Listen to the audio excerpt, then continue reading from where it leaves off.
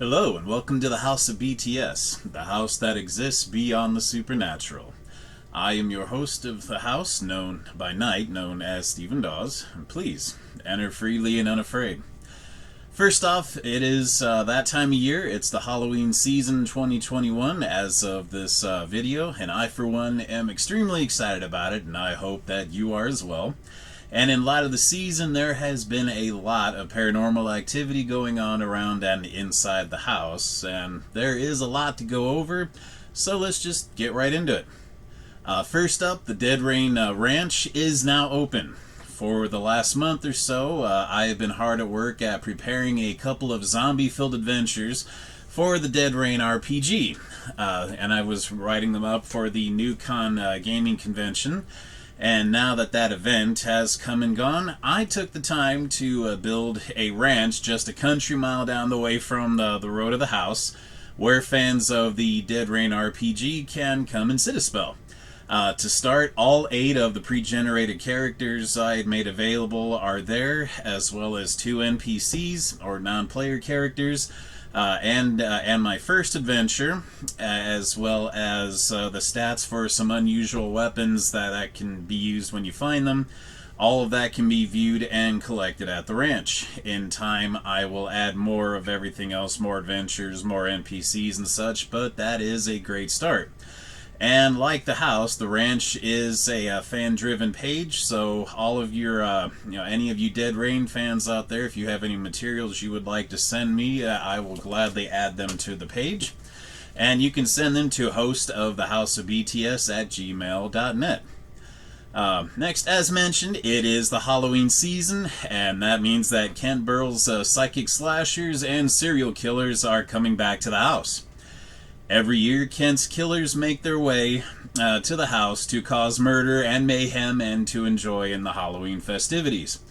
Traditionally, the first one to arrive is known as Whacker. He is a serial killer who uses his handmade, specially designed and psychic-powered weed whacker to cut his victims to pieces with. Living deep within the dark woods of his home, the Whacker protects his property with both his weaponry and the traps he has placed around it. Walking onto his property is like walking into the spring-loaded jaws of death. You can download his character sheet via PDF at the house, and he is only the first one to arrive.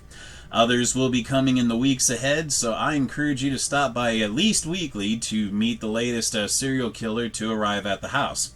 And also, as a side note, the Kent's killers are only available throughout the Halloween season. As of November 1st, they all go away for the year as they have other murder and mayhem and such to cause elsewhere. They can't stick around all year. The next thing I'd like to bring up is a recent clarification for the psychic electrokinesis ability. If you will take your books, such as my hardcover here on page 111 of the BTS2 book, the second ability, or the electrical discharge, it has a conflicting note. Specifically, the ISP section mentions that it costs 8 points per each discharge. That is not the case.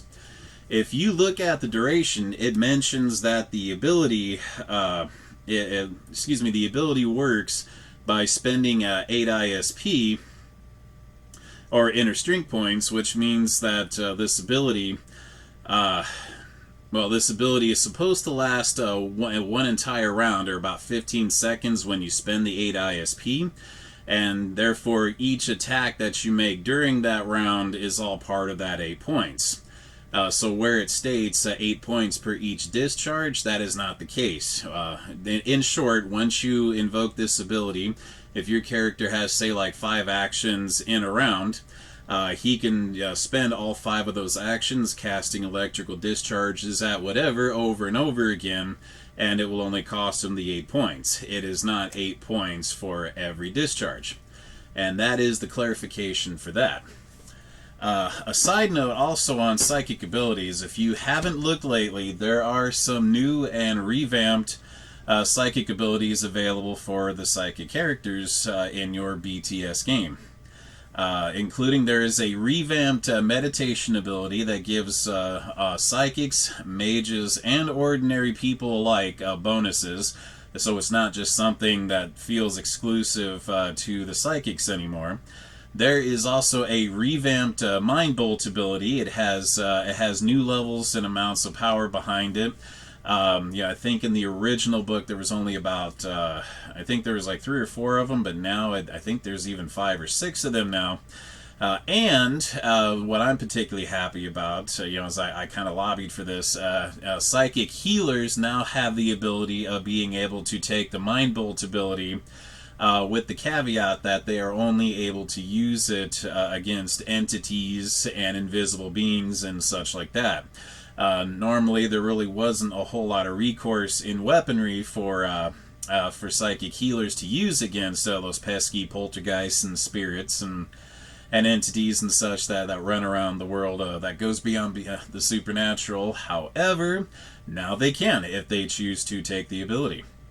Let's see here. There are also 3 brand new abilities, specifically one called Brain Fog, which memory serves as a psychic sensitive ability, the Call to Life, which is a psychic healer ability, and Blind Combat, which is also a psychic sensitive ability. And actually, now that I'm thinking on it, I told you that wrong. Brain Fog is towards the physical psychics. Blind Combat is for sensitive. So, check the news section in the house to read about and download the PDFs for each one of them and add them to your collection. They are all actually abilities that can also be found in the upcoming Coalition States Manhunters for the Rifts, which is a Rift source book from Palladium Books, and the same company that's part of Beyond the Supernatural. And I think that is enough for one evening. I kept you here longer than I meant to, and I must go. So I thank you again for stopping by the house, and I hope you have a great evening.